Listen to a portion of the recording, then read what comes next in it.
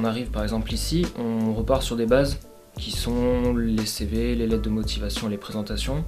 Ça, on le voit partout. Mais après, il y a des ateliers différents comme... Il y a le coworking, c'est pour nous apprendre à répondre à des offres d'emploi ou à faire des demandes spontanées. Ils ont aussi des ateliers culturels, donc histoire de connaître peut-être des endroits que je connaissais pas. Ça peut aussi être des ateliers pour de l'échange entre les différents jeunes, pour apprendre à se connaître. En fait, on a pu me proposer ici à Dinor, c'était des ateliers plus variés, plus peut-être diversifiés, avec plus de contacts humains que comparé à un entretien individuel avec une personne à la mission locale ou du Pôle emploi. Ça permet de faire travailler pas mal de choses, notamment la confiance en soi, des compétences qu'on ne soupçonne pas chez nous, et c'est plutôt intéressant. Ouais.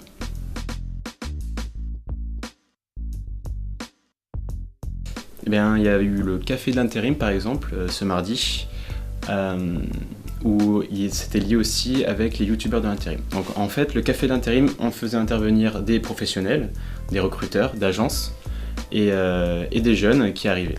Donc ils animaient des ateliers et donc le but c'était de montrer que ces professionnels, ils étaient à disposition, ils étaient à l'écoute. Ça permettait justement d'abattre ces fameux murs qu'on a entre nous. C'est pas les stéréotypes qu'on a où c'est carré, faut être bien droit, limite on a peur de parler devant eux. En fait non, ils ont été super sympas, ils nous ont mis à l'aise. Et tous les petits ateliers qu'on a fait nous poussaient aussi vers l'emploi. Et arrêter les stéréotypes, genre par exemple, si on a une voiture, si on n'a pas permis ni la voiture, on peut pas s'inscrire en intérim. On nous a dit ça c'était faux, on peut justement, on essaie de s'arranger pour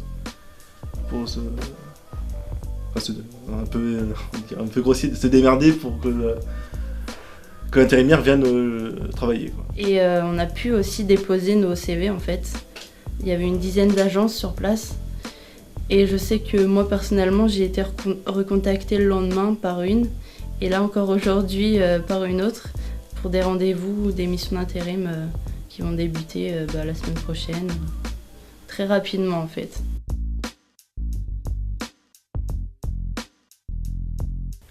Alors pour partir du début, c'était un marché qui pour moi était inconnu, un peu flippant, parce que c'est quand on sort des études qu'on a ou pas forcément réussi, pour moi c'était le marché de l'emploi, c'était un peu la jungle.